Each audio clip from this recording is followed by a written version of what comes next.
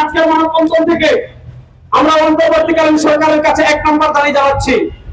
অপরকুমারকে গ্রেফতার করেছেন, 1 নম্বর গ্রেফতার করেছেন, গ্রেফতার করে তার বিচার শেষ না, জেলখানায় দিয়েই তার বিচার শেষ না, বরং সে পৃথিবীর 250 কোটি মুসলমানদের প্রাণের স্পন্দন, 250 কোটি মুসলমানের আবেগের সাথে যে আমাদের ধর্মীয় গ্রন্থ আল্লাহর কালাম কোরআন রয়েছে, সেই কোরআন যে অবমাননা করেছে তাকে সর্বোচ্চ শাস্তি মৃত্যুদণ্ড দিতে হবে।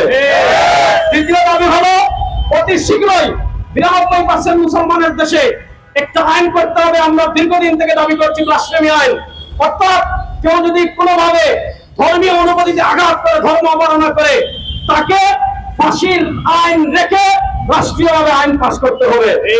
আমরা এই দাবিতে আগামীকাল ইনশাআল্লাহ পুরো বাংলাদেশে প্রত্যেকটা জেলায় জাতীয় উলামা মাশায়েখ আইম্মা পরিষদ মানববন্ধন কর্মসূচি পালন করবে।